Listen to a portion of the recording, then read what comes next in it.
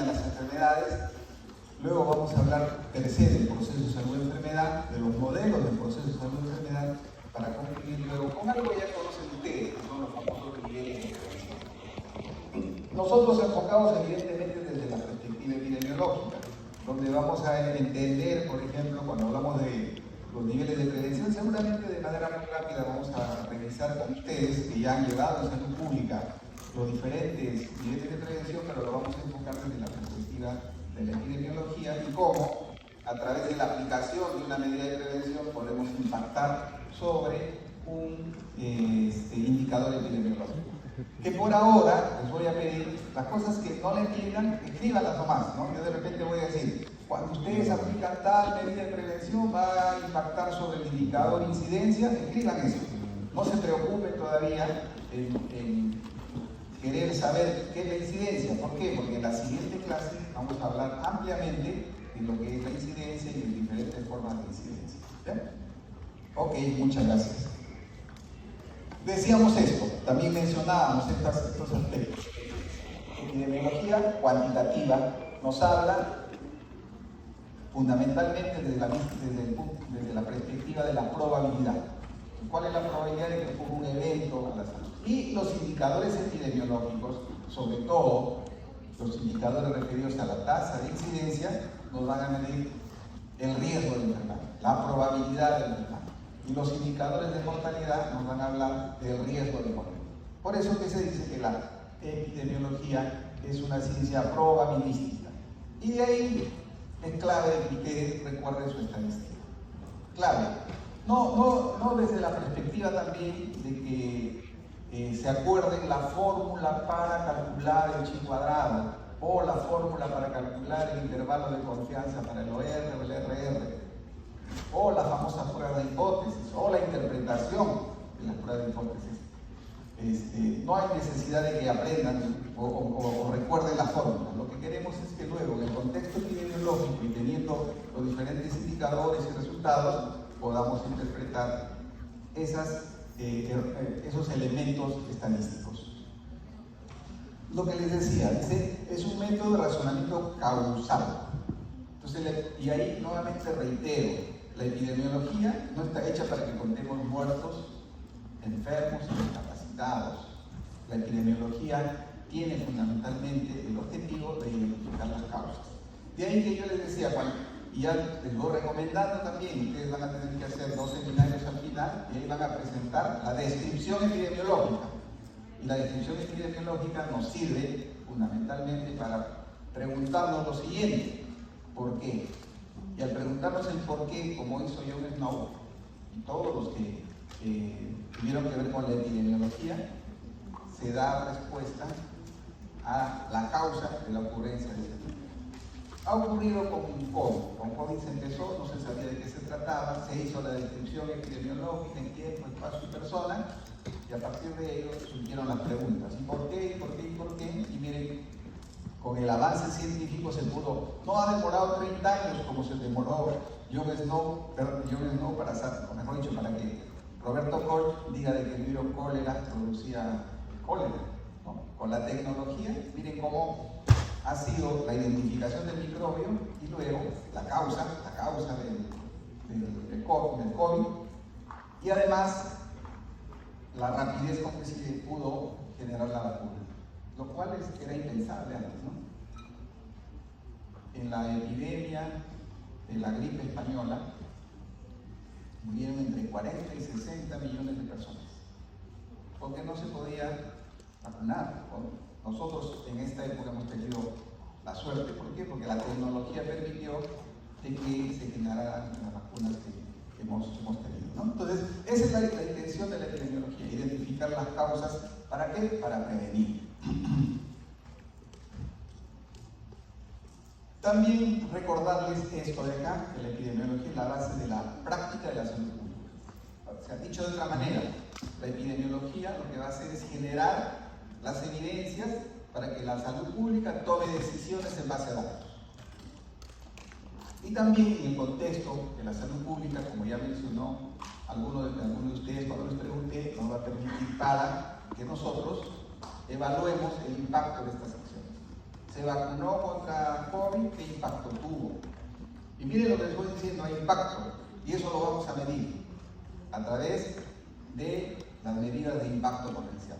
Vamos a hablar de la reducción relativa del riesgo, vamos a hablar de la reducción absoluta del riesgo, vamos a hablar del NNT, eso que lo vemos tan abstracto y decimos la eficacia terapéutica, lo vamos a poder identificar. Y ustedes van a saber cuando lean, por ejemplo, un ensayo clínico, o cuando el propagandista venga y le diga, doctorcito, mire que hay un medicamento que es mejor que el otro, ya ustedes tendrán que buscar en la literatura cuál es el NNT de ese medicamento.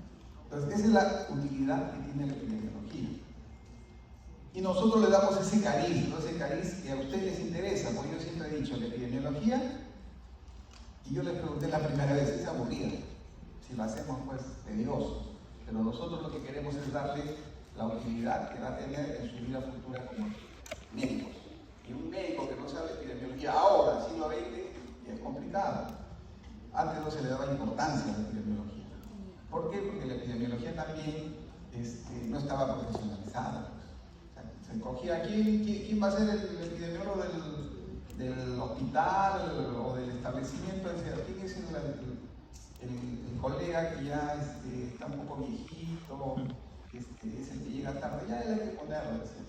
Ahora no, ahora la epidemiología está profesionalizada, hay los epidemiólogos de campo, hay los epidemiólogos clínicos, hay los epidemiólogos hospitalarios. Entonces ha cambiado la visión. Y en ese contexto es que ahora en las charlas que ustedes escuchen empiezan con la epidemiología. Yo les decía la vez pasada, las revisiones sistemáticas, los metaanálisis, eso vamos a revisar en el curso. Y la epidemiología en el contexto de la salud pública tiene pues esa función de generar la evidencia. Y ese sustento le va a servir a la salud pública para tomar decisiones. Y en la gestión de la atención sanitaria para el proceso de planificación. Un hospital, por ejemplo, a través de la evaluación de los indicadores que vimos la vez pasada, dijimos hay indicadores de eficacia y hay indicadores de calidad. ¿Cuáles son los indicadores de calidad? Que les mencionamos. Dos dijimos, ¿no? Uno, el relacionado con las infecciones asociadas a la atención de salud, ¿recuerdan? Entonces eso sirve para tomar decisiones. Si yo hago una vigilancia en el hospital y yo veo que la mayor frecuencia o hay mayor riesgo de que las personas tengan infecciones del tracto urinario, en mi proceso de planificación tendré que orientar todos mis recursos para que podamos intervenir para reducir la incidencia de esa patología o de esa infección asociada a la atención de salud. También nos sirve para la implementación, ¿no? Si yo tengo las evidencias, voy a poder decir qué acciones voy a implementar para desarrollar las diferentes operaciones, no operaciones quirúrgicas, ¿no? Sino operaciones referidas al proceso para lograr un objetivo. Luego, en el seguimiento también la epidemiología y en el proceso de evaluación. Entonces miren, la epidemiología es base para la salud pública, los que se van a dedicar a la salud pública, y también en la gestión de la atención sanitaria, los que van a estar en los establecimientos de salud. Miren, la epidemiología tiene una serie de relaciones con múltiples disciplinas. Se relaciona no solo con la estadística, ¿no? Como ven ustedes, con la microbiología, con la genética, con la demografía, con la estadística, la sociología, la economía, etcétera, etcétera, etcétera. Por eso que ustedes ven que cuando hablamos de epidemiología, no solamente es el médico epidemiólogo, es la enfermera. Yo he tenido en una maestría un arquitecto que hacía en la maestría de salud pública y llevaba el curso de epidemiología. ¿Por qué? Porque es importante. Y tiene, como ustedes ven, relación con una serie de ciencias, ¿no? Siempre hemos enfocado en epidemiología y salud pública, ¿no? O epidemiología y estadística, sino tiene que ver también con la parte microbiológica. ¿Por qué? Porque la epidemiología, para que funcione, tiene que funcionar con los tres elementos. El componente clínico, que van a ser la mayoría de ustedes, el componente epidemiológico, que serán algunos de ustedes, y el componente laboratorial o microbiológico para poder identificar los agentes que están involucrados en la ocurrencia del daño a la salud.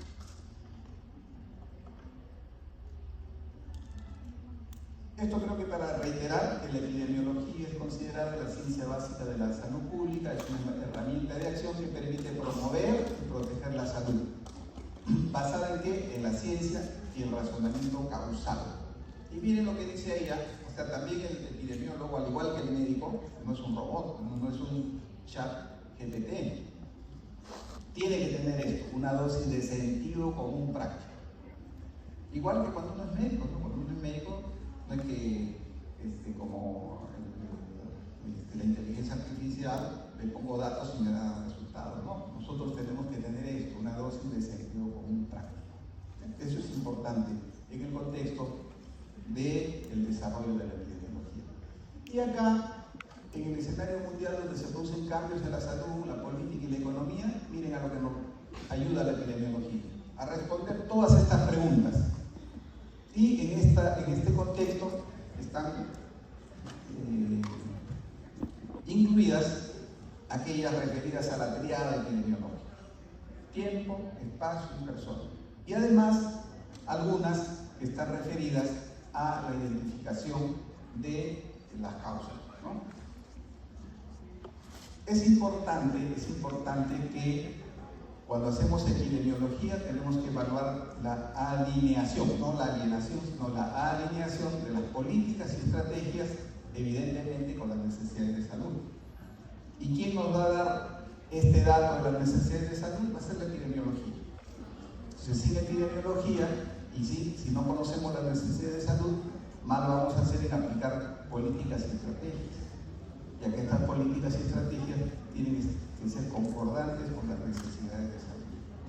O sea, si en un lugar las necesidades de salud están referidas, por ejemplo, a enfermedades no transmisibles, evidentemente mis políticas, mis estrategias tienen que estar alineadas con las enfermedades no transmisibles. No voy a plantear políticas y estrategias orientadas a intervenir sobre enfermedades transmisibles. A eso se refiere este último párrafo. Y miren, esto es clave, pues, ¿no? Por eso les digo, y al final todos van a tener que hacer epidemiología. Y yo les digo con una sonrisita, ¿por qué? Porque todas las maestrías de salud pública, de gerencia, de gestión, de medicina, obligatoriamente tienen un curso de epidemiología. ¿Por qué? Por esto de acá. Porque dice, la toma de decisiones políticas y de planificación sanitaria están vinculadas con el aspecto epidemiológico. ¿Y por qué? Porque dijimos que la epidemiología es la ciencia básica de la salud, ¿cierto? Entonces, para que podamos tomar decisiones políticas y de planificación sanitaria, es clave que conozcamos los aspectos epidemiológicos. Y de esta manera vamos a lograr un amplio conocimiento integrador de qué? De esos determinantes sociales que conversamos en algún momento, que se mencionó en algún momento de parte de sus compañeros. Factores hereditarios, biológicos, ambientales, socioeconómicos y culturales. Estos son los famosos determinantes y que, como vamos a ver más adelante, están inmersos dentro de lo que son las famosas, o lo que ya se mencionó en la clase anterior, las famosas cajas chinas.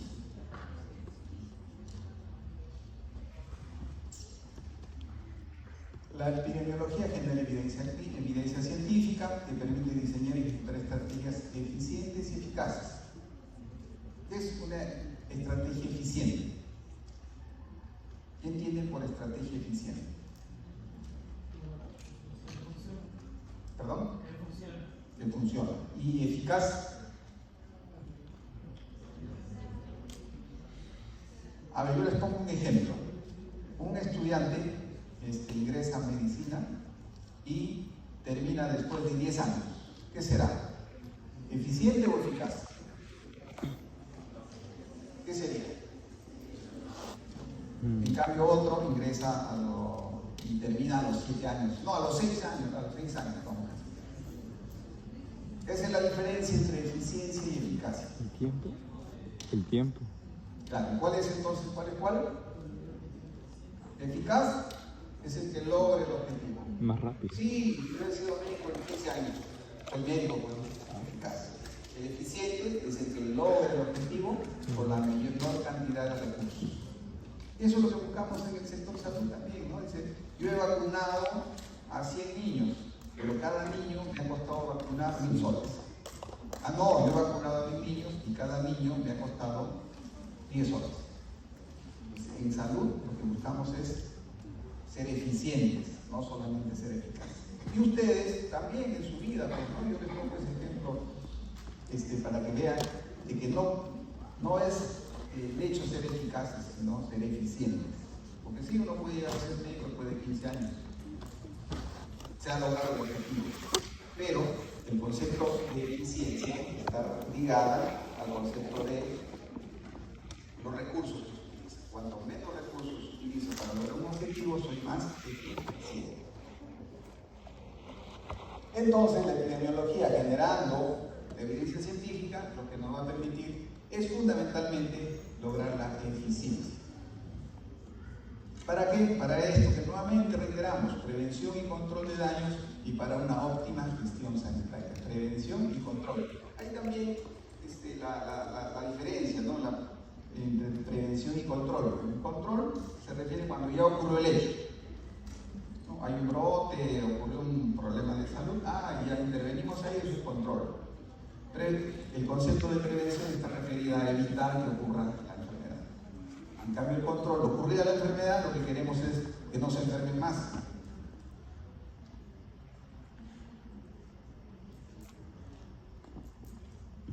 Este es otro concepto también que es importante que recordemos, ¿no? Que la epidemiología, cuando inició, estaba referida a las epidemias, ¿no? La epidemiología, son las enfermedades infecciosas. Ahora saben ustedes de que la epidemiología abarca la ocurrencia de todos los tipos de enfermedades y condiciones de salud. Por eso, cuando ustedes hagan la historia natural de los accidentes de tránsito, no es pues ni enfermedad infecciosa o transmisible ni enfermedad no transmisible. Es un daño a la salud, ¿cierto? Y ahí cuando elaboren su historia natural, no van a encontrar el agente etiológico, pues, ¿no? Sino lo que van a identificar son los factores de riesgo relacionados con el vehículo, relacionados con el conductor, relacionados con la vía donde transitan los vehículos.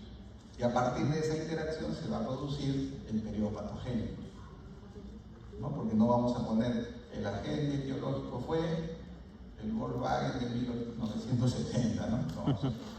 O cuando hablamos de violencia, ¿no? No fue el látigo que usó el papá para castigar al niño. Entonces, yo ya les voy dando estas ideas con bastante anticipación porque entiendo que ya deben estar elaborando su trabajo.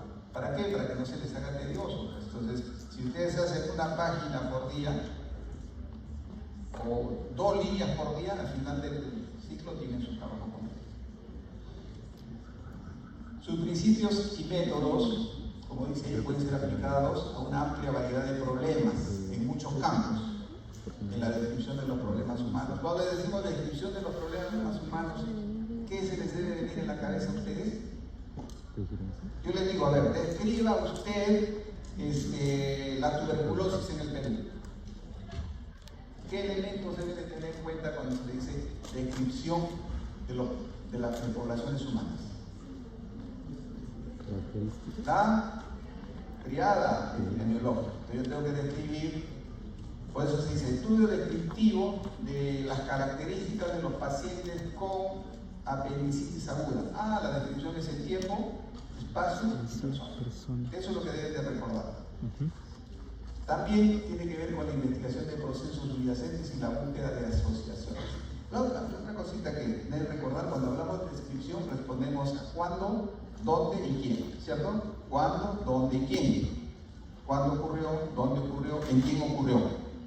En cambio, cuando hablamos de asociaciones, estamos hablando de la causalidad. Y la pregunta es la que hacen los niños de 5 y 6 años. Está lloviendo, dice el papá, el niñito de 5 años, ¿y por qué?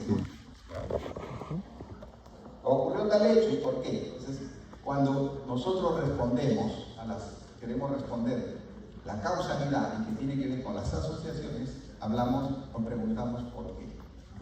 Ya no es epidemiología descriptiva, ya es epidemiología analítica.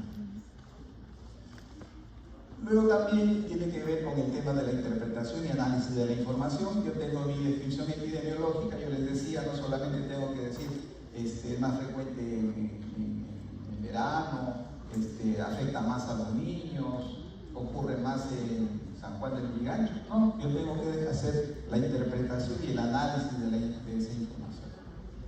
Y a partir del análisis y de la interpretación, por ejemplo, de la información descriptiva, van a surgir, ¿qué cosa? Hipótesis, ¿no? Que es lo que hizo yo mismo. Y esas hipótesis van a llevar a que nos preguntemos por qué. Y ese por qué nos va a permitir que identifiquemos las causas de la enfermedad. También, a través de la epidemiología, podemos hacer uso de datos obtenidos y de la información generada. De ahí estamos hablando que la epidemiología va a permitirnos que desarrollemos nuestras acciones teniendo en cuenta la medicina basada en evidencia. O si hablamos de epidemiología, la toma de decisiones basada en evidencia. Y aquí ya vamos a hablar del proceso de transmisión de una enfermedad, o de propagación de una enfermedad, o de un daño en general. Entonces, dice, la propagación de daño se hace sostenible ¿cuándo? Cuando aparece una persona. Todavía, no decimos que hay propagación. Cuando aparece otra, ya decimos que hay propagación. Y otra, y otra, y otra. Eso es lo que ocurrió con la epidemia, con la pandemia. Apareció en unos cuantos y comenzó a propagarse. Y cuando ocurre eso, la pregunta clave de la epidemiología es ¿por qué se propagan las enfermedades? Y para responder a eso, es lo que les vamos a mostrar los diferentes enfoques.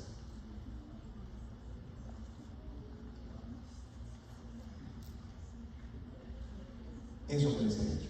Esto es lo que ocurre con todas las enfermedades infecciosas, ocurre este hecho. Empezamos con uno, pasa otro, pasa otro, pasa otro, pasa otro, y ya se hace pues una epidemia. Y lo que ocurrió en la pandemia fue esto. Se hizo mundial. Y la pregunta central es ¿por qué ocurrió esto? Y para responder a ello existen los diferentes enfoques de la epidemiología. Que ya les había adelantado que están referidos al enfoque biomédico, el enfoque social y el enfoque histórico. ¿A qué se refiere el enfoque biomédico? De manera resumida. Dice este enfoque biomédico que la enfermedad se propaga en razón a ciertas características que tienen los individuos. Y que por lo tanto estas características son individuales, pues, ¿no? Y que en ocasiones pueden tener connotaciones grupales o connotaciones ambientales. Y lo que busca la epidemiología a través de este enfoque biomédico, es encontrar factores específicos. ¿Y a qué nos referimos con factores específicos? A la identificación de los famosos factores de riesgo. A eso se refiere el enfoque biomédico. Y como dice, esta ha sido, y yo les diría, sigue siendo la forma clásica como la epidemiología se aproxima para identificar las causas de la ocurrencia de un daño. Ese es el famoso enfoque biomédico. El enfoque biomédico tiene que ver con la identificación de los factores de riesgo que están relacionados con la ocurrencia de un daño a la salud. De ahí que les decía que el enfoque biomédico se correlaciona con el paradigma de las cajas, ¿no? Cajas negras, factores de riesgo. ¿No? Factores de riesgo, cajas negras. ¿Y por qué es que sigue siendo la forma clásica de enfrentar? Por esto de acá. A la concreción, a la objetividad y a la abundancia de procedimientos técnicos. O sea, ¿quién no entiende una incidencia? ¿Quién no entiende un OR? ¿Quién no entiende un RR? Súper objetivo. Decimos, hay 5 factores de riesgo, uno de ellos tiene un RR de 5, el otro tiene 8, el otro tiene 13, el otro tiene 12, más fuertemente asociado con el evento. Eso es lo que plantea el enfoque biomédico correlacionado con el paradigma de las cajas negras. Y acá está el ejemplo, dice factores de riesgo de sobrepeso y obesidad en población española. Yo lo que les digo, no se angustien, y si lo saben, mejor, ¿no? Porque acá estamos hablando, dice, los resultados obtenidos mostraron que el riesgo de presentar sobrepeso u obesidad fue mayor según aumentaba la edad. Y acá aparece un valor, dice el OR. Este OR es una medida de la fuerza de asociación. Ya les vamos a explicar, acá hay un intervalo de confianza. Yo lo que les pido, recuerden estas cositas porque en las clases subsiguientes vamos a tratar estos temas. Y una vez que tratemos, yo les voy a pedir que vuelvan a esta transparencia y analicen esta información. Y digan, a ver si mostraron que el riesgo de presentar sobrepeso o obesidad fue mayor según aumenta la edad y encontraron un OR. ¿Qué significa eso? O en las personas que habían realizado dieta de control de peso alguna vez, el OR es 3.28. Y por eso les decía, tienen que recordar sus estadísticas. Dice el intervalo de confianza, esto han hecho ustedes. Claro. Esta P también sabe de qué se trata, ¿no? Y nos habla que en los fumadores fue el OR de tanto, las personas casadas tanto, y en aquellas que dormían menos, miren, el sobrepeso y obesidad, en los que dormían menos de 8.5 horas, menos de 8.5 horas, era de 1.62. O sea, el que dormía menos tenía más riesgo de sobrepeso y obesidad. Y si ustedes comienzan a analizar ya desde su perspectiva médica, que les gusta mucho, van a ver, por ejemplo, que esto de dormir menos sí tiene un impacto. O sea, dormir menos condiciona que comamos más, porque se activan unas hormonas del apetito. Entonces, ya ustedes quieren explicar cada una de estas, los exfumadores, porque son en obesidad, se tiene una explicación ya desde el punto de vista fisiopatológico. Luego tenemos el enfoque social, y tiene antecedentes en los primeros estudios epidemiológicos cuando aún no se había desarrollado la teoría de Helen. Antes de que se desarrolló este enfoque social. Y ahí está lo que decíamos. El enfoque social lo que nos dice es que la salud es consecuencia de ¿qué? De los famosos determinantes sociales. ¿Y este enfoque tiene que ver con qué paradigma? Caja china. Los famosos determinantes sociales. Los determinantes sociales proximales y los determinantes sociales distales. No, los determinantes sociales distales llamados también las causas de las causas. Entonces dicen, vamos a hablar desde la perspectiva del enfoque social del dengue y vamos a ver que tiene pues determinantes sociales. Por ejemplo, la falta de abastecimiento de agua es un factor de riesgo para que se presente el dengue. ¿Cierto? ¿Sí o no? ¿O no? Claro. ¿Por qué? Eso es.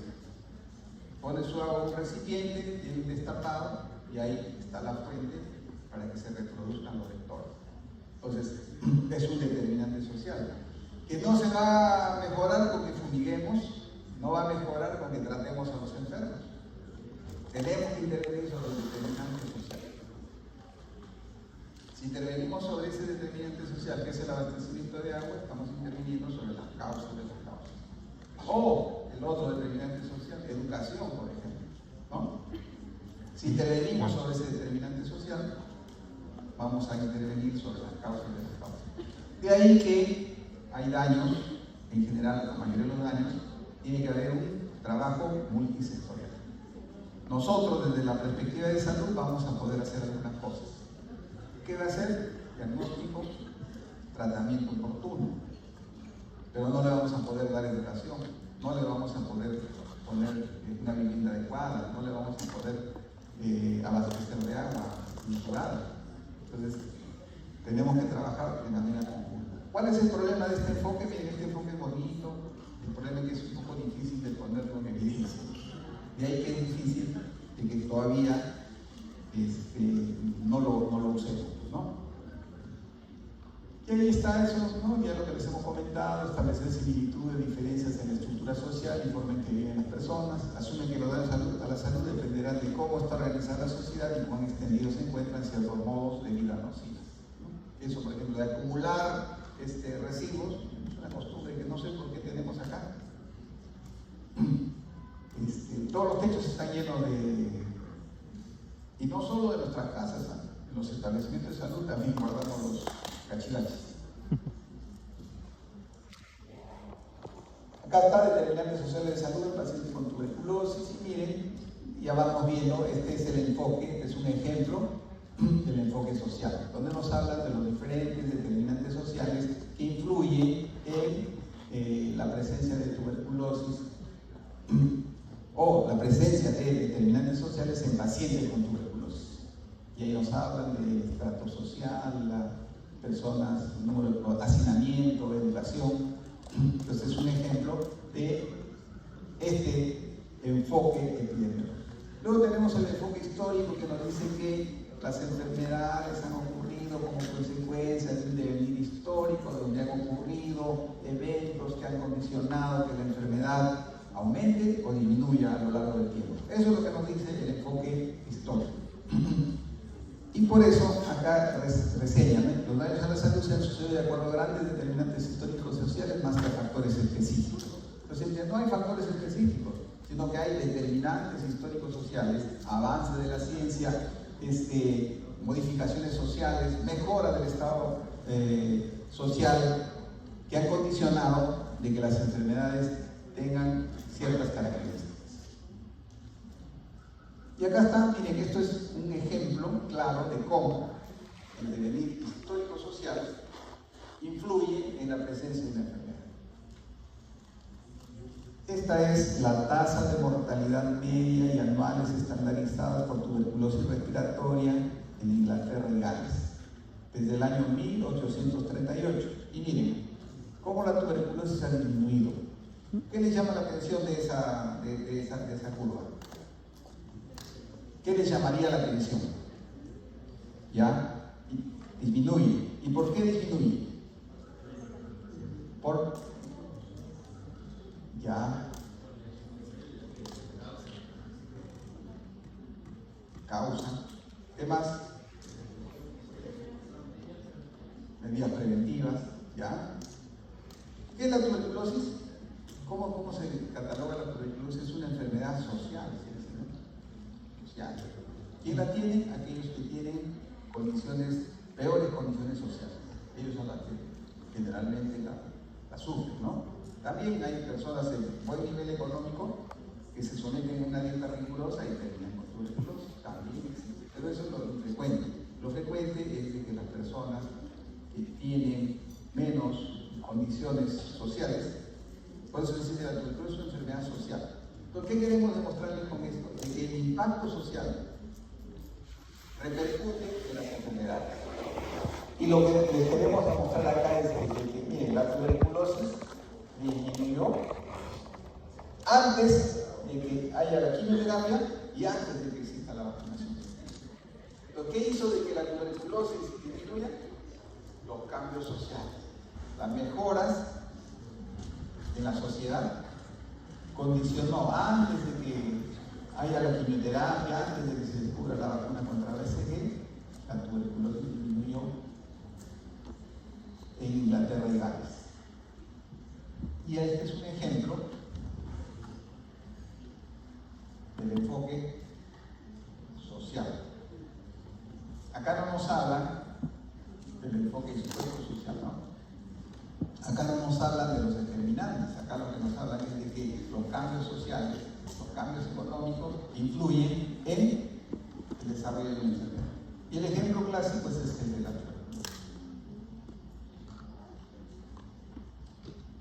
Esto también es importante que consideren de que hemos hecho un resumen de las características de los enfoques, y hablamos del enfoque biomédico y decimos causalidad, causas específicas e interacciones de factores. ¿Factores de qué? Factores de riesgo. En cambio, la causalidad, la causa en el contexto del enfoque social son los determinantes sociales. Determinantes sociales inadecuados van a producir daños y problemas en la población. El enfoque histórico dice el contexto histórico, natural y social es el que explica el devenir de una enfermedad. Luego dice la metodología que utiliza el enfoque biomédico es descripción y análisis de asociaciones. Ya dijimos, en la transparencia, OR es una medida de asociación, o de la fuerza de asociación. P-valor es una medida de asociación estadística. Luego, en el enfoque social dice análisis sociológico y antropológico. Eso es lo que se hace, un análisis sociológico y antropológico para ver cómo estos determinantes sociales influyen en el desarrollo de la enfermedad. Y en el enfoque histórico, el análisis histórico. Cómo a través del tiempo se ha comportado esta enfermedad. ¿Qué hechos, qué eventos han ocurrido en el devenir histórico que ha condicionado que una enfermedad disminuya?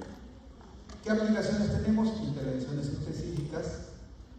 Esto es lo ideal, ¿no? Intervenciones integrales. Pero es complicado. Entonces, por eso les decía, el enfoque más usado hasta el momento sigue siendo el enfoque biomédico. ¿Qué es lo ideal? Lo ideal sería que apliquemos el enfoque social, intervengamos sobre estos determinantes sociales, haciendo una intervención integral. El enfoque histórico, la aplicación, prevención a largo plazo. Entonces, teniendo en cuenta la causalidad, la metodología y la aplicación, les hemos traído algunos ejemplos. Este de acá, a ver, me ayudan porque yo ahora estoy acá en el pedestal, voy a bajar creo para que podamos interactuar.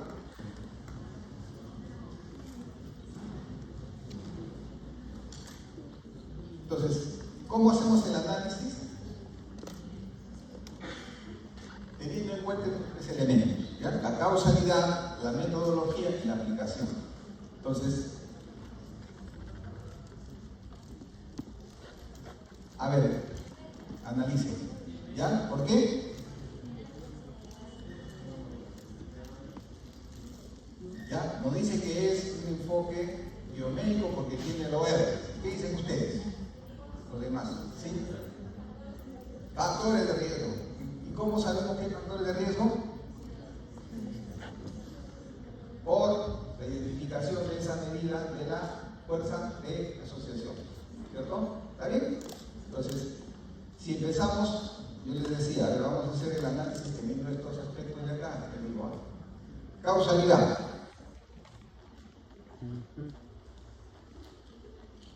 Causalidad, a ver. En relación a la causalidad, ¿qué decimos? Que hay causas específicas e interacciones de factores, ¿cierto?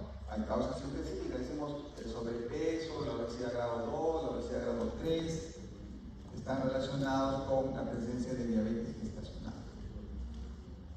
¿Qué metodología usa? ¿Qué metodología usa? La descripción y análisis de asociaciones. ¿Cómo sabemos que están haciendo la descripción y análisis de asociaciones? Por el OR, ¿no? El OR, por eso estamos. Y luego, las intervenciones en este escenario se pueden hacer de manera específica. ¿Cuál es el problema si queremos relacionar esto con las cajas negras? ¿Cuál es el problema? De que no intervenimos sobre las causas de las causas, ¿no? Sino que vamos a hacer ahí, a través del enfoque de riesgo, vamos a decir, a ver, ¿cuál es el factor de riesgo más importante? ¿Y cuál sería? La obesidad grado 1, la obesidad grado 2 o la obesidad grado 3. Entonces, en el enfoque biomédico nos guiamos por los resultados. Aquel que tiene el OR, la medida de asociación más alta, es aquel factor más importante. Eso es lo que decimos. Y en el enfoque biomédico escogemos el factor que tiene el OR o la medida de asociación más elevada y sobre ese intervenimos. Lo que estamos haciendo, estamos interviniendo sobre una partecita del todo. Por eso, no es un enfoque que interviene sobre las causas de las causas, que es lo ideal.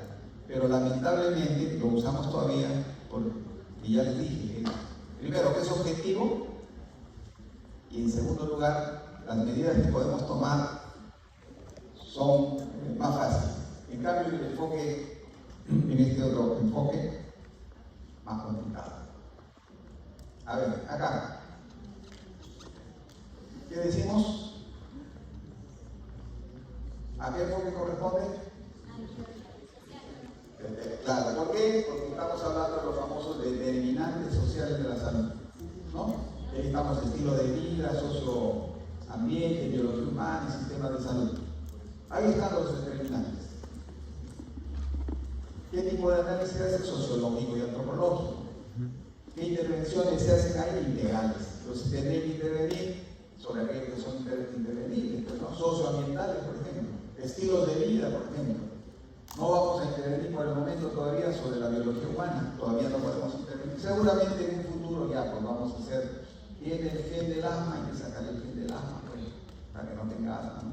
Tiene el gen de la fenilcetonuria, hay que sacarle el gen de la fenilcetonuria, ya no tendrá fenilcetonuria. Entonces, este enfoque es el enfoque social.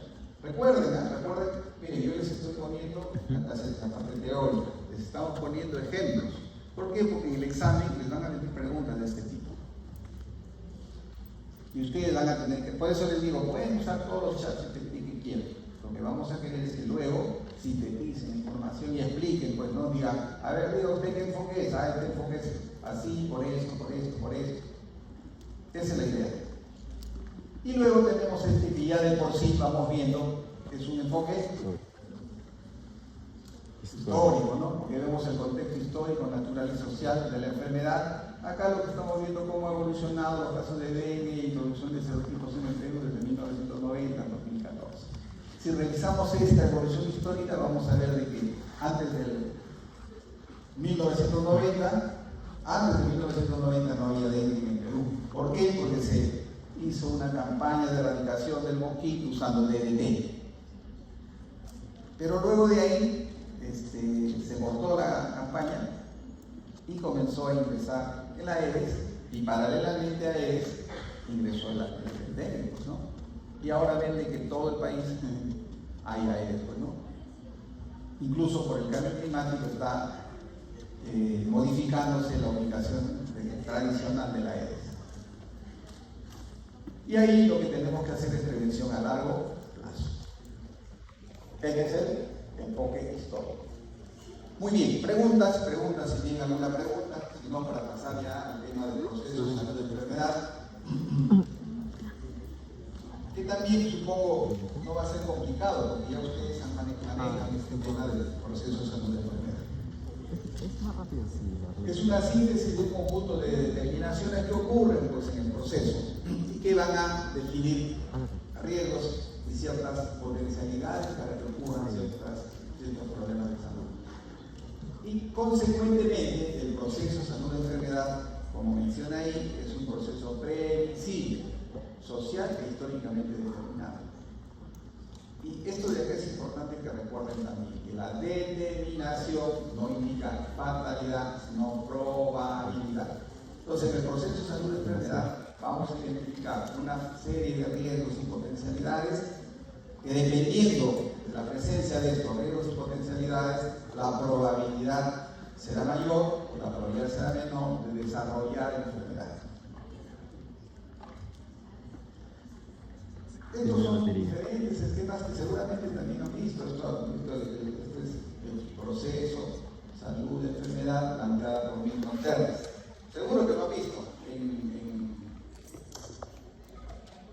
Salud Pública 1. Entonces, ¿qué nos dice? Lo que yo les mencionaba. Nosotros empezamos, como ven ahí ustedes, o sea, hay dos condiciones. Hay un estado de bienestar y un estado de malestar. Nosotros iniciamos con un estado de bienestar máximo y conforme pase el tiempo podemos ir deteriorando nuestro estado de bienestar hasta llegar al nivel más bajo de bienestar. Y a partir de ahí vamos a empezar el proceso de enfermedad. Y el proceso de enfermedad no empieza súbitamente, sino va igual como el daño, así como el estado de salud se deteriora progresivamente.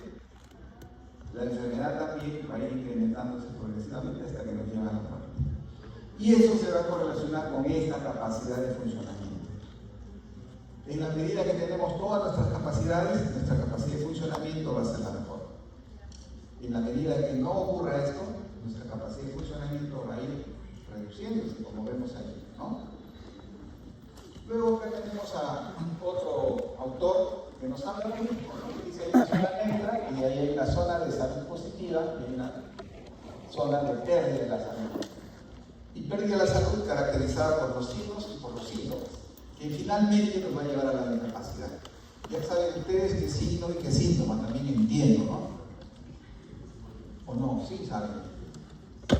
¿La fiebre qué es? ¿Un signo o un síntoma?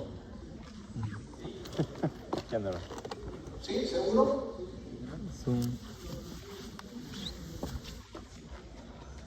¿La fiebre qué es? ¿Un signo o un síntoma? Es un signo y es un síntoma.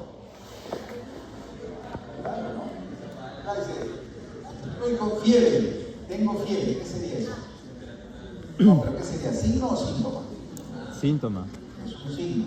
Así tienes, está bien, está ahí el termómetro y yo pongo tienes 39,5. ¿Y el síntoma? ¿Qué es? Signo. Un signo, pues. Signo. ¿Cierto? Claro. O sea, es signo y es síntoma. Allá. ¿Qué? Un síntoma es lo que yo siento, ¿no? Lo que no La cefalea. ¿Es un signo o es un síntoma? Síntoma. Un signo, pues me duele la cabeza. Si yo pudiese medir el grado de dolor de cabeza que tienes, se convertiría en un síntoma. Ya no en un síntoma, ¿cierto? Eso es lo que les estoy diciendo.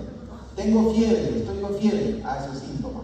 Te tomo la temperatura y te evidencio que tienes 39,5. Ese es un signo. Lo que se mide es signo. La hepatomegalia, ¿es un signo o es un síntoma? Signo. ¿Por qué se mide? Es un signo cuando tú dices, tengo hepatomegalia, no. Me Tú duele. vas, te examinas el médico y dice, a 2 centímetros debajo del resguardo del costado. Eso es hepatomegalia. Es un signo, no es un síntoma. Entonces, para recordar un poquito, por eso les digo, lo que tiene que ver con lo que ustedes estudian, sacas una parte. Sí, tiene que ver con ustedes. Porque si no tienen que es un síntoma, no tienen que es un síntoma, no tienen que es una bacteria, una riqueza, no entenderlo, ¿no? Entonces tiene que ver, si ustedes no aprenden eso, si no saben cómo es que se desarrolla una enfermedad, no van a ser buenos médicos. ¿Y a qué les ayuda la epidemiología? A entender esos conceptos. A saber para qué tengo que conocer yo el periodo de incubación. ¿Qué es el periodo de latencia? ¿Qué es el periodo de ventaja? Esas cosas tienen que saber. Y no está alejado de lo que ustedes estudian, porque es que cuando uno empieza la carrera, no sé qué imagen se habrán puesto ustedes, pero a veces entramos a la carrera y decimos, yo quiero trabajar en el hospital más complejo, ¿no? Estar de blanquito y ver los casos más complejos. O cuando están estudiando van a ver, acuérdense de mí, alguien va a ver y dice, oye, vi un paciente con una enfermedad X y dice el profesor que este es el 5.º caso que hay en el país. Tú no lo has visto, yo he visto ese caso, ¿no? Eso nos apasiona. Eso es una parte, pero la otra parte es el que lo más común que van a ver ustedes van a ser otras patologías. Y para eso tienen que estar preparados y para eso los prepara la epidemiología. Entonces estábamos hablando de este otro autor que nos habla también que el proceso de salud de enfermedad es un continuo, que no es que hoy estoy sano y mañana estoy enfermo. De repente hoy día vine en mi fase prodrómica y ya mañana pues comencé a hacer los síntomas. Empecé con fibrecita, malestar general y de repente ya al día siguiente empecé con dificultad respiratoria y al otro día ya terminé en un hospital, ¿no? Así es el proceso de salud de enfermedad. Luego hay una serie de modelos que también seguramente lo han revisado. El modelo ecodológico tradicional, y ahí habla de la triada ecológica, gente, huésped, medio ambiente y la ocurrencia de la enfermedad, que es lo que vamos a revisar. El modelo histórico de Lalón, que vamos a revisar también. El modelo de Deben, que es más o menos parecido al de Lalón, pero que está orientada desde la perspectiva del análisis de políticas de salud, el modelo de Bloom, el modelo de los determinantes de salud de Pavlov y el modelo de determinantes de salud de Daniel y Whittier, que son los que hablaron de los determinantes sociales de la salud. ¿Perdón? ¿Cuál es esa gráfica donde aparecen las capitas de los determinantes proximales y de los determinantes distales? Este es el famoso modelo unicausal que apareció y lo vamos a ver. Miren, también recuerden esto. Esto lo vamos a ver cuando revisemos la teoría de la causalidad. Y ahí vamos a recordar de manera más amplia ¿a quién? No, antes de él, después de él, a Roberto Koch. Porque el que planteó, ¿qué planteó Koch? Roberto Koch. A ver. Y él es el que nos dijo que hay microbios específicos para enfermedades específicas. Y nos planteó los postulados de Koch. Eso han hecho, ¿cierto? ¿O no han revisado? Tienen que haber revisado, pues. Microbiología han hecho, ¿no? Han hecho. Microbiología tiene que saber los postulados de Koch. Y si no, este es el momento que tienen que recordar. Entonces, nuevamente le reitero, se dan cuenta que epidemiología no está alejado de lo que ustedes deben saber. Y para poder plantear esta teoría o este modelo unicausal, nos tenemos que sustentar en los postulados del famoso Roberto Koch. Entonces dice, el microbio se tiene que reproducir en un animalito, ¿no? Para que produzca enfermedad tiene que haber un solo microbio. Y eso sustenta lo que vamos a ver más adelante, la famosa causa necesaria y causa suficiente.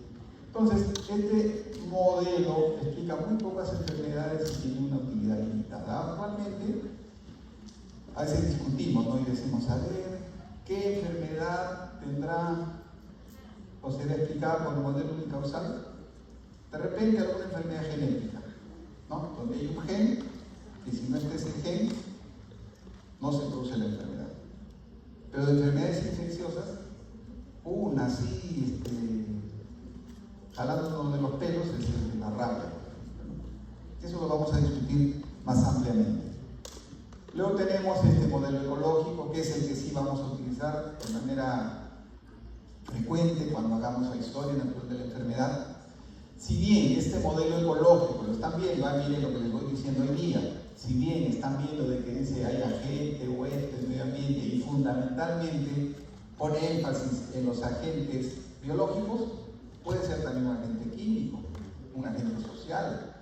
Y ahí la historia natural de la enfermedad la podemos diseñar según el modelo que le vamos a enseñar para cualquier tipo de enfermedad. Entonces no se compliquen cuando hagan una enfermedad no transmisible, como es el tema de los accidentes de tránsito. No se compliquen para hacer la historia natural de la enfermedad, sobre todo para hablar del periodo prepatogénico. Y este modelo ecológico nos dice que hay un equilibrio entre la gente, el huésped y el medio ambiente, que es la triada ecológica, no se olviden. Cuando hay ese equilibrio no se produce la enfermedad. Cuando se rompe el equilibrio, ya sea porque se altera el medio ambiente, ya sea porque se debilita el huésped, ya sea porque la gente aumenta su cantidad o su agresividad, se va a romper este equilibrio. Y eso es lo que se le llama la fase de susceptibilidad, ¿no? En ese proceso, si se rompe uno de los elementos de esta triada, se va a producir la enfermedad. Y vamos a pasar al periodo patogénico. Bueno, esto es para repetir lo mismo, decirles que cuando hay equilibrio hay salud, eso es lo que nos está diciendo, agente, huésped, medio ambiente, pero si se rompe uno de los elementos de esta triada, se va a producir la enfermedad. Este es el famoso, esto también ha revisado, ¿o no? ¿Se acuerdan de Lalonde? El señor que hizo todo un estudio en Canadá y que significó la base para reestructurar el sistema de salud de Canadá. Claro, eso de una vez. Profesor Garay, ¿qué les enseñaba, no? Salud pública, claro. Pues esto tiene que ver. ¿Por qué? Porque esto fue todo un evento, pues en el año 70, este señor, que no es médico, eso es lo que da cólera, ¿no? Varios de los que han hecho cambios eran médicos. estudio y demostró que habían estos determinantes. Y lo más importante es que demostró esto. Decía, miren, en Canadá tenemos estos determinantes, que es el estilo de vida, que es la biología humana, que es el entorno y que es el sistema sanitario. Y dijo, ¿cómo estamos gastando? ¿En qué se gastaba más en Canadá? Que para eso también nos sirve la epidemiología, para que analicemos información. Entonces, a ver, vamos a ver qué cosa hay acá. Entonces, ¿en qué se gastaba más? Una sanitaria. En sistema sanitario. ¿En qué impacto tenía el sistema sanitario? Nada, pues muy poquísimo. Y nosotros estamos que centro de salud, hospital. No, lo más importante era el estilo de vida. ¿Y cuánto se gastaba el estilo de vida? Casi nada. Esto sirve para que en Canadá se cambie el sistema de salud. Bien, y llegamos a la famosa historia natural de la enfermedad. ¿Qué es la historia natural de la enfermedad? En resumen, es cómo evoluciona la enfermedad sin que intervenga el médico. Cómo se inicia, cómo se desarrolla y cómo termina, sin que intervengamos nosotros. ¿Está bien? ¿Y cómo se llama cuando nosotros intervenimos? ¿Cómo se llama? Es la evolución clínica, ya no es la historia natural. La historia natural es cuando nosotros dejamos que la enfermedad evolucione sin nuestra intervención. ¿Y para qué sirve conocer la historia natural de la enfermedad? Miren para lo que sirve. Sirve para que hagamos el screening, o sea, ¿cuándo aplicamos pruebas diagnósticas? En personas sanas y evitar o prolongar su vida. No sirve para el tratamiento. Si yo conozco la historia natural, voy a hacer un buen diagnóstico. Y si voy a hacer un buen diagnóstico, voy a dar un buen tratamiento. Nos va a servir lo que mencioné hace un rato para el diagnóstico diferencial. No voy a confundir una enfermedad, no voy a confundir un dengue con una neumonía, porque conozco la historia natural. O no voy a pedirle a un paciente que tiene 10 días de enfermedad con sospecha de dengue, no le voy a pedir un PCR. Para eso sirve la historia natural. Y que son errores que con frecuencia cometen los colegas. Y cuando llega la epidemiología, el que hace epidemiología dice, ¿sabe que esto no procede? ¿Cómo le va a poner usted PCR a un paciente que tiene 10 días de enfermedad? Usted no conoce la historia natural. Para eso sirve esto que les estamos enseñando. Y como ven, no está alejado de lo que ustedes están estudiando.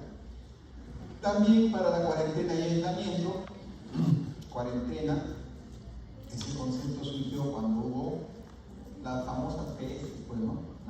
En Inglaterra, por ejemplo, los gatos llegaban cuando hubo la epidemia de peste y los impedían que bajen por 40 días. Por eso se llama cuarentena, pero el concepto actual ya no está bajo esa perspectiva. La cuarentena tiene que ver con el tiempo de aislamiento en relación con el periodo de incubación, pero se quedó como cuarentena, ¿no? Pronóstico también nos sirve. Si ustedes conocen la historia natural, por ejemplo, del cáncer de mama, el estadio 1, el estadio 2, etc., y dice, ya, este es un cáncer de mama estadio 1, dice, la recuperación total 80%. Secuelada va a quedar 5% y se muere el 15%. Entonces, cuando viene su paciente, el paciente pregunta eso, ¿no? Doctor, ¿cuál es el pronóstico? Entonces, le vamos a decir, su cáncer es un cáncer de estadio 1, con la quimioterapia, la radioterapia, el tratamiento, etc. Su expectativa de vida a 5 años es del 80%. Para eso sirve la historia natural de la enfermedad. Y es fácil porque hay dos cositas más en el contexto de historia natural, el periodo prepatogénico y el periodo patogénico. El prepatogénico, recordamos la tríada ecológica, agente, huésped, medio ambiente, equilibrio, mientras hay equilibrio estamos en el prepatogénico, se rompe el equilibrio, pasamos al periodo patogénico. Y en el periodo patogénico podemos encontrar el periodo patogénico temprano y el periodo patogénico tardío. El temprano, etapa reactiva, prodrómica, subclínica, y el tardío, fase clínica Esto he querido sistematizar de esta manera para que no se olviden y simplificar, ¿no? Hay una fase de susceptibilidad que tendría que ser la etapa prepatogénica, luego estamos en la etapa patogénica donde existen cambios patológicos y que se va a traducir en una enfermedad subclínica. Si ustedes comienzan a ver la fisiopatología de la enfermedad, van a poder sacar todos estos elementos. ¿Y qué pasa cuando el microbio ingresa al organismo? Y ustedes van a recordarse, vamos a hablar de lo cercano que es COVID. El agente es un virus. El virus tiene un receptor. El receptor llega a la célula y ahí, por endocitosis, ingresa dentro del citoplasma. Luego el citoplasma se va al núcleo. Y en el núcleo utiliza el material genético del ser humano. Y a partir de ello se reproduce y luego se disemina por todo el cuerpo.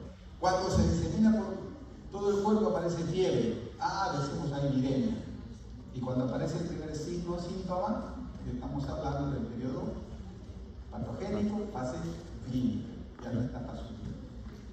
Entonces tiene que ver, por eso les digo, epidemiología, desde la perspectiva como se planteamos a ustedes, tiene mucha relación con lo que les gusta a ustedes, que es la fisiología y todas esas cosas. Y entonces, etapa subclínica, cambios patológicos, todo lo que les he comentado, aparece el primer signo o síntoma, ya enfermedad clínica. Todo ese periodo, desde la exposición hasta que apareció el primer signo o síntoma, se llama periodo de incubación. Y las enfermedades tienen diferentes periodos de incubación. Cuando hablamos de enfermedades transmisibles, hablamos de los periodos de latencia. Luego, de la enfermedad clínica se va o se recupera, o queda con secuela o se muere, ¿no? Es así. Y ahí, por eso les decía, de que la historia natural nos sirve también para el pronóstico y para decirle a los familiares cuál es la posibilidad. Le ha dado un resfrío. ¿Cuál es el pronóstico, doctor? 100% se recupera, ¿no? Resfrío. Le ha dado influenza. Ya vamos a ver. Tiene diabetes, es adulto mayor. ¿Qué características tiene? El pronóstico es de que la probabilidad de que fallezca es tanto, de que haya enfermedad grave es tanto, que se recupere totalmente.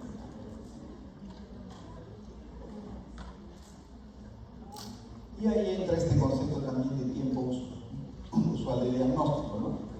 Que no es el screening, ¿no? El screening se hace cuando las personas no tienen signos o síntomas. Este es el famoso, esto está en el famoso MOPES, que es parte de la bibliografía que les hemos dado, que son los módulos de epidemiología, ¿no?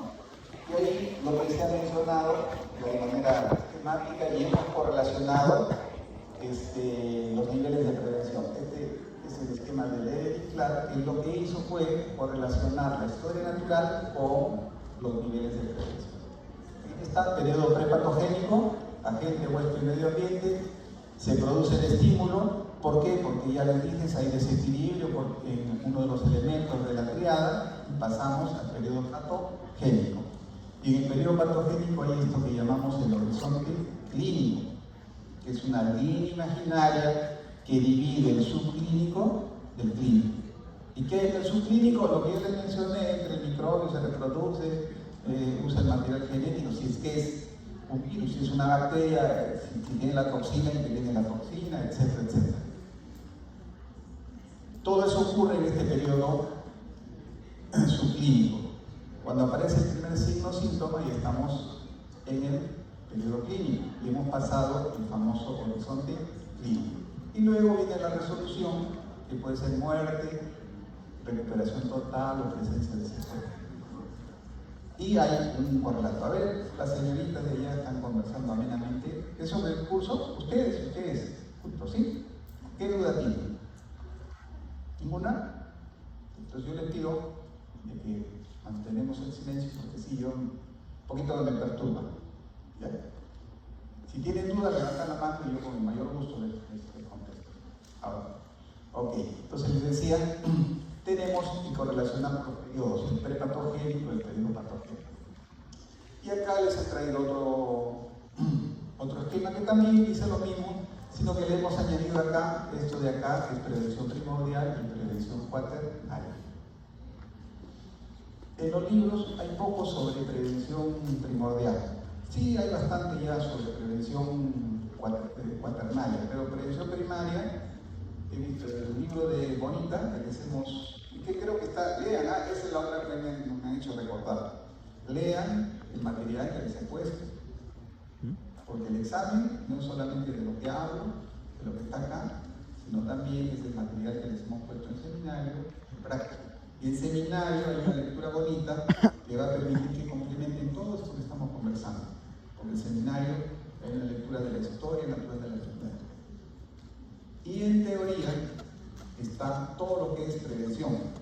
Y lo que van a encontrar muy poco es prevención primordial, y eso está en la lectura que les hemos puesto, perdón, que hemos sacado de Bella y Bonita. Bueno, esto es lo mismo que les hemos mencionado. Hay el estado de salud y el estado de enfermedad, y esta es el horizonte clínico. Es el horizonte clínico.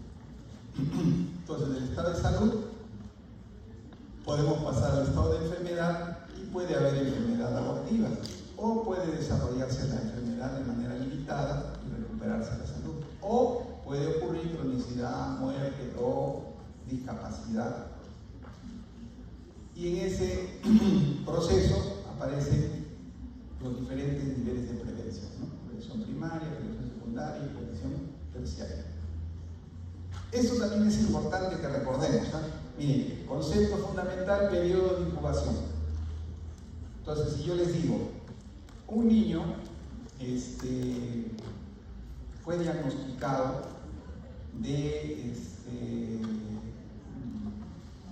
tosferina, ¿no? Y después de 7 días que estuvo su hermanito en contacto con este niño, desarrolla la enfermedad. ¿Cuál es el periodo de incubación que ha tenido el hermanito? Entonces, para que respondan a esa pregunta, tienen que saber la definición del periodo de incubación. El periodo de incubación es el tiempo que transcurre desde que ingresa el microbio hasta que aparece el primer signo o síntoma. Entonces, si el niño estaba sanito y estuvo en contacto con su hermanito que tiene tosferina, y después de 7 días que estuvo en contacto, ese periodo será el periodo de incubación para este niño, porque es el tiempo que transcurre desde que ingresa el microbio hasta que aparece el primer signo o síntoma. El otro concepto es periodo de inducción. Ahí miren, también recuerden, periodo de inducción tiene dos connotaciones. No, periodo de latencia. Periodo de latencia tiene dos connotaciones. Desde la perspectiva de las enfermedades transmisibles, el periodo de latencia es el periodo que transcurre desde que ingresa el microbio hasta que la persona se convierte en infectante. Entonces, no necesariamente el periodo de latencia coincide con el periodo de incubación. Ejemplo, nuevamente yo les pongo el ejemplo de COVID, porque seguramente entiendo de qué es lo que conocen bastante, y si no, tienen que revisar. En COVID, las personas contagian, ¿cuánto tiempo antes? ¿Por qué momento? Hasta 2 días antes de que aparezca el primer signo o síntoma. Entonces, si el periodo de incubación de COVID es 14 días, el periodo de latencia de COVID será 12 días. ¿Está bien? Sarampión. Sarampión se contagia hasta 4 días antes de que aparezca el primer signo o síntoma. Entonces, si sarampión tiene un periodo de incubación de 21 días, el periodo de latencia será 21 días menos 4 días. No sé si con eso queda clara la definición de lo que es periodo de incubación y periodo de latencia. Periodo de inducción es el periodo que transcurre desde los cambios histológicos hasta la evidencia de los cambios patológicos. Ese es el periodo de inducción. Y les decía, periodo de latencia también se utiliza en el contexto de las enfermedades no transmisibles. El periodo de latencia en el contexto de las enfermedades no transmisibles tiene la misma connotación que el periodo de incubación. Es decir, es el tiempo que transcurre. Diabetes, por ejemplo. No vamos a decir el periodo de incubación de la diabetes, tenemos que decir el periodo de latencia de la diabetes. Es el tiempo que transcurre desde que los diferentes factores de riesgo entran en contacto con el individuo hasta que hace el primer signo o síntoma. es gordito, tiene antecedente familiar, sedentario, y después aparece que comienza a tener mucha sed y le hacen o le hacen una prueba de tolerancia a la glucosa y encuentran que tiene diabetes. A eso, desde esas épocas hasta que apareció el primer signo o síntoma, eso se llama periodo de latencia. Y luego tenemos el periodo de ventaja, que es otro punto importante también. El periodo de ventaja lo que nos permite, o lo que nos dice es el tiempo que transcurre desde que se hace el diagnóstico precoz hasta el tiempo que se hace el diagnóstico tardío. Entonces ahí también la otra cosa que deben de recordar es de que cuanto más corto es el periodo de ventaja, peor pronóstico tiene la enfermedad. Ejemplo, dice, a ver, el cáncer de hígado tiene un periodo de ventaja cortito. ¿Por qué? Porque cuando se hace el diagnóstico, ya se hace el diagnóstico usual. O sea, llega el paciente, llega con ictericia, se le hace el estudio y dice, no, es su cáncer. El periodo de ventaja en ellos es muy corto. ¿Por qué? Porque se diagnostica, se hace el diagnóstico usual ya cuando la enfermedad está avanzada. En cambio, aquellas enfermedades que tienen un periodo de ventaja largo tienen mejor pronóstico. Ejemplo, el cáncer de cervix. Para que un cáncer de cervix inicial pase un cáncer de cervix avanzado, más o menos 5 años. Por eso se dice, cuando se le detecta a una persona con un cáncer de cervix avanzado, se dice, esta señora o esta mujer no se ha hecho un Papá Nicolau, ni siquiera un Papá Nicolau en los últimos 5 años. En cambio, el cáncer de hígado, para que pase de la etapa precoz a la etapa avanzada, requiere muy poco tiempo. Igual que el cáncer de páncreas. El cáncer de páncreas también se diagnostica tardíamente. ¿Por qué? Porque tienen un periodo de ventaja cortito. Entonces, cuanto más corto es el periodo de ventaja, peor pronóstico de la enfermedad. Entonces, el periodo de ventaja es el tiempo que transcurre desde el diagnóstico precoz hasta el diagnóstico usual. O dicho de otra manera, desde el diagnóstico en periodo inicial hasta el tiempo que transcurre para hacer el diagnóstico avanzado. Eso es el periodo de ventaja. Entonces, nuevamente le digo, cuanto más pequeño es el periodo de ventaja, peor pronóstico de la enfermedad.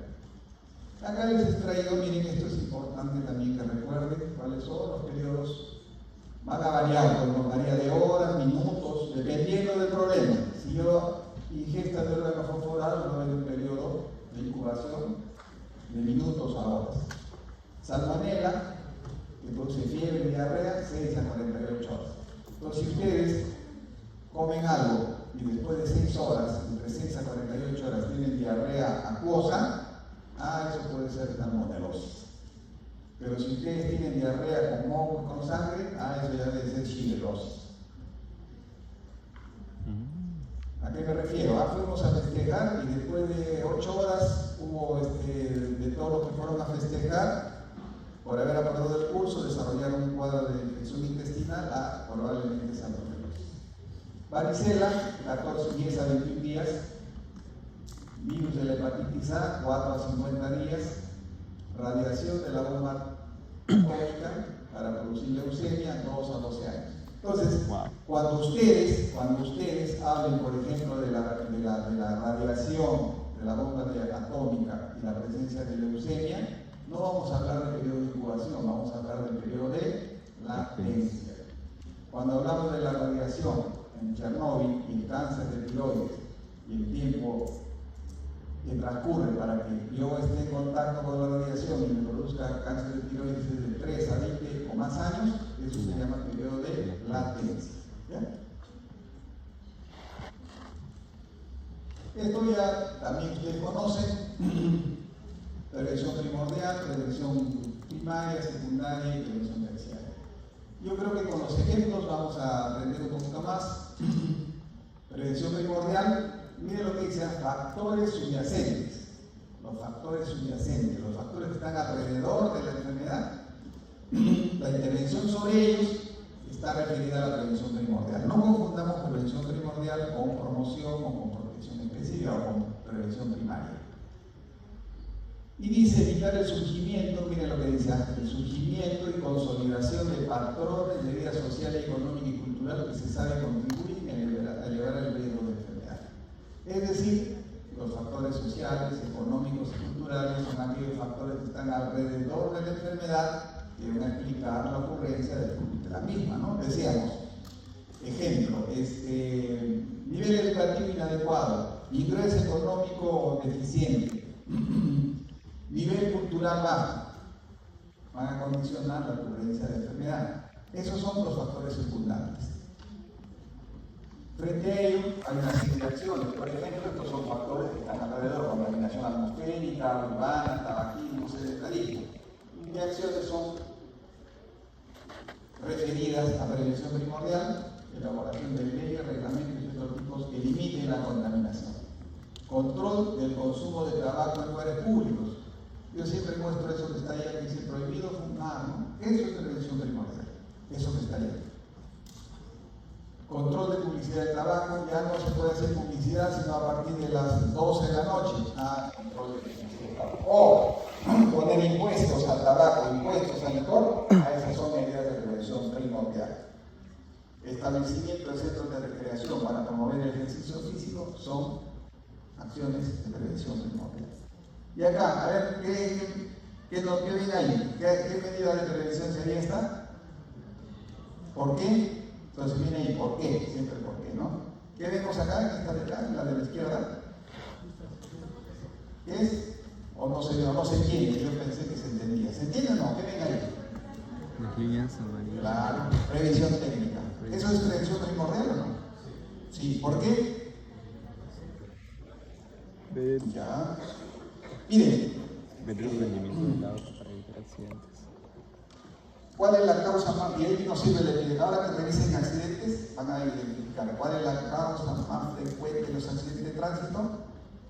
Falta de mantenimiento. Van a darse cuenta que es el exceso de velocidad. ¿Y de quién depende eso? De nosotros. Y van a ver que una de las causas menores son las fallas mecánicas. Las fallas. ¿Se dan cuenta? Entonces, si vemos desde la perspectiva epidemiológica, realmente esta no es una medida importantísima, ¿no? ¿Qué nos va a ayudar? ¿En qué nos ayuda esto de la revisión técnica? Nos va a ayudar a mejorar el medio ambiente. ¿Por qué? Porque vamos a reducir la cantidad de carros que contaminan el medio ambiente, entonces vamos a mejorar el medio ambiente. Pero desde el punto de vista epidemiológico, ya van a ver ustedes, revisen y me van a dar la razón. Sí, el doctor dice que la causa más frecuente es el exceso de velocidad. Y eso no depende de que hagan una revisión técnica. Y lo otro es, ¿ven ahí? Octágonos. Los octógonos, ¿no? Entonces, los octógonos, como una norma que salió, se llama prevención primordial. Como norma que salió. Pero si yo hago propaganda y digo, ten en cuenta los octógonos, ¿no? O los alimentos con exceso de sal producen hipertensión, eso ya no es prevención primordial. También sepan diferenciar. Luego tenemos prevención primaria, limita la presencia de la enfermedad en el control de sus causas y de los factores de riesgo. Prevención primaria, ¿dónde se aplica? En el contexto de historia natural de la enfermedad. ¿En qué periodo? Prepatogénico. Por eso dice eso, ¿no? Control de causas y de los factores de riesgo. Ahí intervenimos. Hay dos estrategias. Hay una estrategia poblacional y una estrategia de grupos de riesgo. Entonces acá vamos a aplicar una estrategia poblacional para prevenir, vamos a hacer prevención primaria de que salgan desaprobados. O sea, todos los vamos a ir y nos vamos a motivar. Eso es estrategia poblacional. Pero no, yo digo, hemos tomado el primer examen y hay el tercio inferior. Vamos a intervenir sobre el tercio inferior. Eso es estrategia de grupo, de riesgo. ¿Por qué? Porque los del tercio inferior están en riesgo de desaprobar el curso. Entonces hay dos estrategias de prevención primaria. Estrategia poblacional, la ventaja es que es a todos, se aplica a todos, gran potencial para toda la población y adecuada para comportamientos. En cambio, la de grupo riesgo para individuos seleccionados, hay motivación, no voy a desaprobar, pero yo ya tengo 18 en epidemiología, no me importa, ¿no? En cambio, en la estrategia de riesgo dice, yo estoy en el tercio inferior, me motivo, tengo que estudiar. Motivación de los médicos y relación favorable beneficio-riesgo. Inconvenientes: escaso beneficio para los individuos, escasa motivación de las personas que no tienen la condición, escasa motivación de los médicos, porque no veo, ¿no? ¿El médico qué quiere? Dice, este paciente tiene tuberculosis, lo voy a tratar. Si mejora, voy a tener la certeza. O si le doy pauta, ¿no? Si es una persona que tiene obesidad, le voy a plantear medidas de prevención primaria, que coma saludable, que haga actividad física. Entonces, si es una estrategia individual, voy a ver los efectos, porque va a venir el paciente, pesaba 100 kilos, ahora pesa 80 kilos. Excelente está. En cambio, en la estrategia poblacional no vamos a ver eso. De ahí que el médico no se siente motivado. La relación riesgo-beneficio puede ser baja, en cambio, en la estrategia de grupo, los inconvenientes es dificultad de identificar a los individuos que tienen alto riesgo, tienen efecto temporal mientras se hace la actividad, tiene un efecto limitado, solo centrado para ese grupo seleccionado y es inadecuado para los comportamientos. ¿Esto qué es? ¿Qué tipo de nivel de prevención? Entonces empezamos. Cuando se les pregunte qué nivel de prevención, primaria. ¿Qué nivel? Eso es diferencia, ¿no? A ver, vamos a recordarles. Miren lo que hemos puesto. Por eso deben estar atentos. ¿Qué dice ahí? Prevención primaria, prevención secundaria y prevención terciaria. Debajo de prevención primaria, ¿qué dice? Eso se llama primer nivel. Luego, protección específica, segundo nivel. Entonces, en prevención primaria hay primer y segundo nivel. En prevención secundaria hay tercer y cuarto nivel. Y en prevención terciaria, quinto nivel. Entonces, hay prevención primaria, secundaria y terciaria. Y hay 5 niveles. ¿Está bien? Promoción, que ya le dijimos, protección específica, y luego vamos a hablar de las otras. ¿Ya? Entonces yo les decía, si tenemos este ejemplo de acá, ¿qué es? Sí.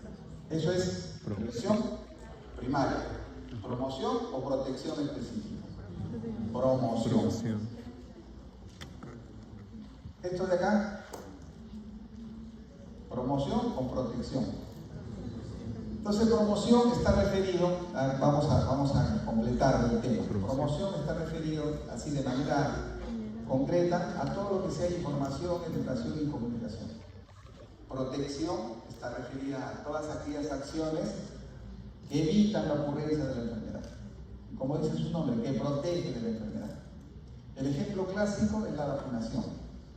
Me vacuno y ya pues, estoy protegido. Pero no solo eso es protección. Esto de acá también es protección. Si yo evito que en mi jardincito haya agua para que se reproduzca el vector, estoy haciendo protección específica. La señorita del costado, ¿qué está haciendo? Promoción. Y una charla es promoción. No, promoción. ¿Qué es lo que ustedes van a hacer seguramente en algún momento? Y acá, Prevención. ¿qué es esto? Prevención. Protección, ¿no? Protección. Estamos eliminando el zancudo, estamos haciendo fumigación, estamos haciendo protección específica. Y en el otro lado estamos revisando el tanque y estamos poniendo las motitas esas para evitar que las larvas se reproduzcan. Protección específica. Entonces no solo la vacunación es una medida de protección específica. Con eso ya queda, esto también, ¿no? También son protección. ¿Qué estamos haciendo ahí? Estamos revisando el tanque, seguramente también para poner las motitas o decirle, tenga usted su tanque tapado, ¿Y en el otro lado qué estamos haciendo? ¿Qué estamos haciendo? Reconectando. ¿No se ve? Exacto. Entonces, ¿eso es promoción o es protección? Protección. Protección. ¿Esto qué es? Protección. Esto quiero llamarle la atención de que no porque usemos algún medicamento ya se llama tratamiento y por lo tanto pasa a prevención secundaria. Acá estamos en prevención primaria y esto se llama protección específica. No solo la vacuna produce protección específica. Si por ejemplo no, cuando ustedes estén en los hospitales y estén llevando ginecobstetricia, van a ir a ver cómo son los partos. Y cuando nacen los niños les echan unas gotitas, que le llaman el famoso credencias, ¿no? Ahora les echan antibiótico, antes les echaban nitrato de plata en los niños. ¿Para qué? Para proteger contra la oftalmia gonocócica, ¿no? Entonces, eso se aplica no porque tenga la enfermedad, sino para evitar. Entonces, al aplicar esas gotitas oftálmicas, se está haciendo quimioprofilaxis. Si la quimioprofilaxis en ese contexto es una medida de prevención primaria, segundo nivel, no se olviden, ¿eh? Igual, hay un paciente con toferina en la familia, y ha estado en contacto con los hermanitos, con la mamá, le damos tratamiento. ¿Para qué? Para evitar que se enferme. O hay un paciente, o hay en el colegio, alguien tuvo meningitis meningocócica y estuvo en el salón y tuvieron compañeritos que estuvieron en contacto con él, cercano, se les da quimioprofilaxis. Entonces, en resumen, la quimioprofilaxis es una medida de prevención primaria, segundo nivel, llamada protección específica. ¿Está bien? Listo, prevención secundaria, y acá es el tratamiento oportuno, el diagnóstico precoz y el tratamiento oportuno. Y para hacer un diagnóstico precoz, los programas requieren estas condiciones: disponer de un método seguro y exacto de la detección, ¿no? Y ahí vamos a ver a qué nos referimos con método seguro y exacto de detección. Cuando hagamos pruebas diagnósticas, vamos a hablar de sensibilidad, especificidad, y ahí van a entender a qué nos referimos con método seguro y exacto. Y luego, evidentemente, si yo diagnostico, debo tener a disposición un tratamiento eficaz. No puedo decir, señor, ¿sabe qué? Usted tiene tal enfermedad, pero lamento comunicarle que no hay tratamiento. Entonces, en ese escenario, un programa de detección precoz no tiene utilidad. Y aquí tenemos los diferentes ejemplos de diagnóstico precoz o detección temprana, detección sistemática. Esto se llama, lo que llamamos nosotros son los famosos screening, ¿no? Que se hace en personas que no tienen síntomas. Por eso dice ahí detección sistemática de cáncer de cuello uterino. Ahora que se hace tamizaje en recién nacidos, por eso que se diagnostica hipotiroidismo, por eso que se diagnostica fenilcetonuria, enfermedades que en mi época lo leíamos nomás. Y decíamos, estas enfermedades no ocurren en nuestra raza, pero hay un montón de niños que tienen esos problemas. Sino que antes no los detectábamos y se morían sin diagnóstico. Prueba de detección de sordera en trabajadores, por ejemplo, y prueba de detección de dengue en bebés. Prevención terciaria reduce el progreso de la complicación de la enfermedad establecida, encaminadas a reducir las secuelas. ¿Cuál es el objetivo fundamental de la prevención terciaria, es decir, la rehabilitación? ¿Cuál es el objetivo fundamental? Reducir las secuelas. Exacto, es tratar las secuelas, pero ¿para qué? Reducir. Para que el individuo se reincorpore a sus actividades usuales. Si era profesor, vuelva a hacer sus clases. Si era estudiante, vuelva a estudiar. Si era cirujano, vuelva a operar, ¿no? Ese es el objetivo final de la prevención terciaria. Y luego la prevención cuaternaria. La prevención cuaternaria, ¿en qué periodo de la enfermedad se aplica?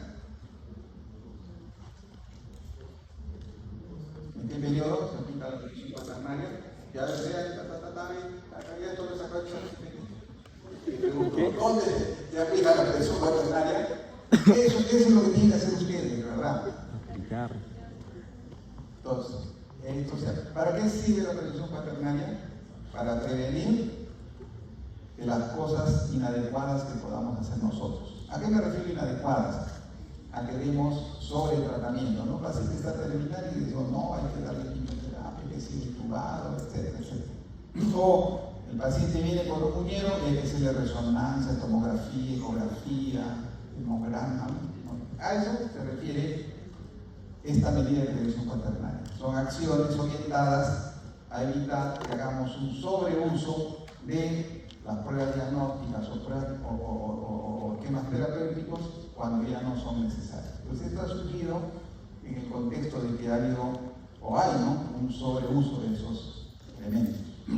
Y esto se aplicaría o se aplica en el contexto de la prevención secundaria. La otra cosa que no les he mencionado es de que las medidas de prevención primaria, y yo les decía, ¿no?, anoten, reduce la incidencia de la enfermedad. Una vez que tengamos la clase de indicadores, y ahí les voy a preguntar, ¿y por qué creen ustedes que la prevención primaria reduce la incidencia? En cambio, la prevención secundaria, lo que va a impactar va a ser fundamentalmente, les digo, sobre la prevalencia. Y hago ese de acá y le digo sobre la prevalencia, porque de repente ustedes consultan y le van a contestar sobre la prevalencia y la incidencia, ¿no? Pero yo digo fundamentalmente sobre la prevalencia. O sea, si ustedes diagnostican y tratan oportunamente, va a disminuir la prevalencia. Si ustedes aplican quimioprofilaxis para el contacto con el paciente que tenía, para los contactos de los pacientes con meningitis meningocócica, va a reducir la incidencia. ¿Ya? Tengan en cuenta esos elementos y ya vamos a discutir la próxima semana por qué hemos dicho que la prevención primaria reduce la incidencia y la prevención secundaria reduce la prevalencia. Un resumen en relación a prevención primordial, prevención primaria, prevención secundaria, prevención terciaria y prevención cuaternaria. Y ahí están las fases de la enfermedad y ahí está también la población hacia la cual está orientada, ¿no? Lo que hemos conversado está resumido en un cuadro, ya a eso hay que ponerle pues los elementos que hemos aprendido en la clase. Aplicaciones, ahí está, lo que más les gusta.